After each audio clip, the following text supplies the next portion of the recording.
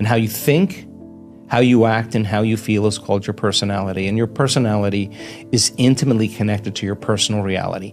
So then let's unlearn the old personality that's 95% hardwired, conditioned, and habituated. And that's the hard work. That's the overcoming process.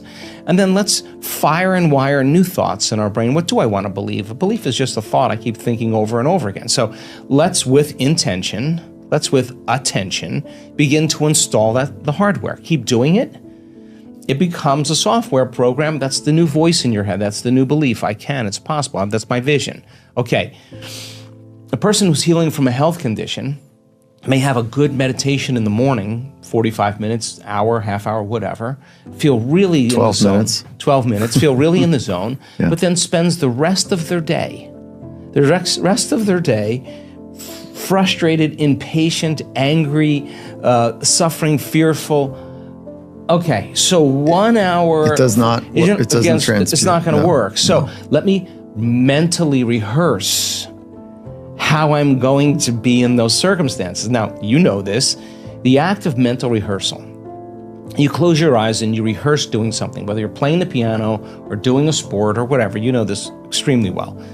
When you're truly present, the brain cannot distinguish between the actual event and what you're imagining. So what you're imagining becomes the experience, and the brain looks like you've been playing the piano for 5 days. It looks like you've been hitting a golf ball for the last week. The brain looks like you've already done it. Now, the brain's no longer a record of the past now. Now you're priming it as a map to the future. You're installing the hardware. Keep doing it. You behave differently around your coworker. There's no magic here. You behave differently around your ex or whoever. You're changing, right? Now the changes be greater than your environment. To think, act, and feel differently in the same environment. Okay, now, can I stay in my heart? Can I feel an elevated emotion today? Let me just bring up the feeling I want to feel today, and let me bring it up 100 times so I can bring it up on my own, right? So the word meditation then means to become familiar with. That's what it means. To become so familiar, so conscious of your unconscious self that you don't default and go unconscious in your waking day. That is a great day. And then, okay, let me remind myself how I am going to think. Let me remind myself how I'm going to act at the staff meeting, how I'm going to act with my kids, how I'm going to act when I'm here. What would greatness look like? What would love do? Let me just rehearse it in my mind so I can get my behaviors to match my intention. Let me get really clear. Okay, no person, no circumstance, no condition in my life is going to move me from this elevated emotion. Now the game is on. You're out of the bleachers.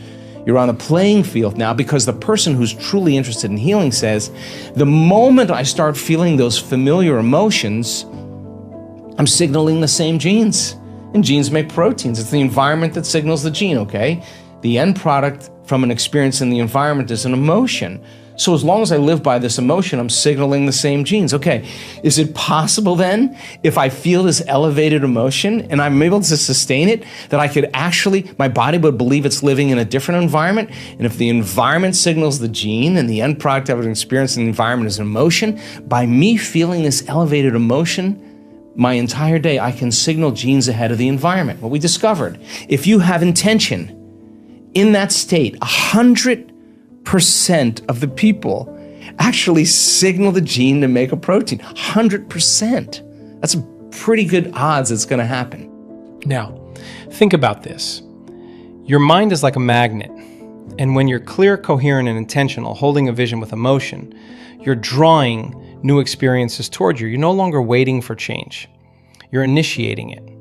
Science shows us that when we mentally rehearse an experience with clarity and emotion, our brain begins to fire in new ways. Neural networks rewire.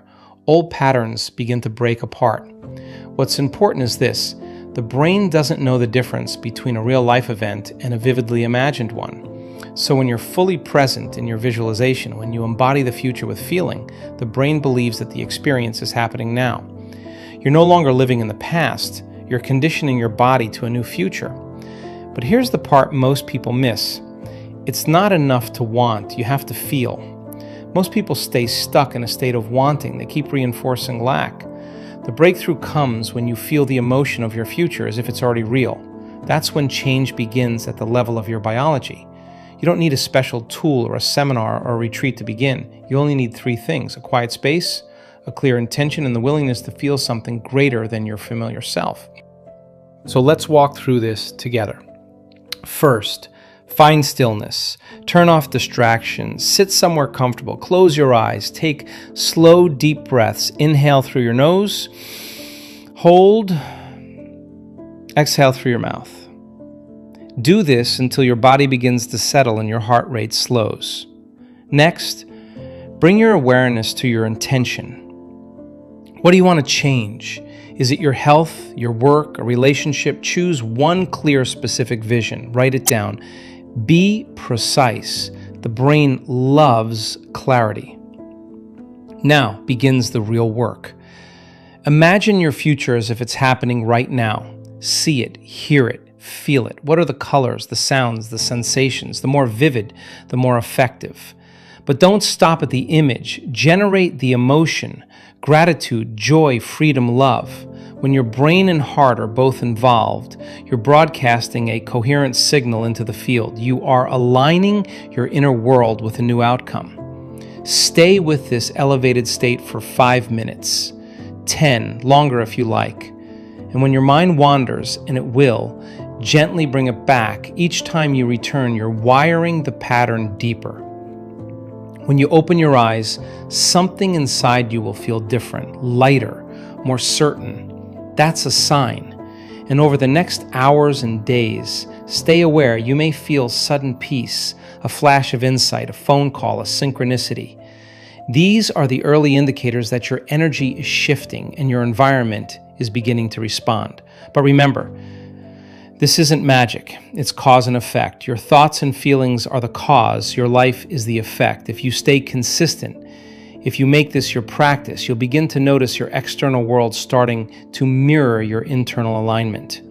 Even when doubt creeps in, don't default to the familiar past.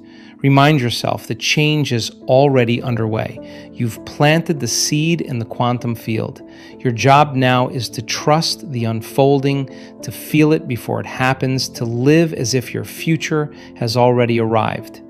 That is how you become the creator of your reality. Thank you for doing the work. Thank you for being the change. And thank you for stepping into the field of infinite possibilities.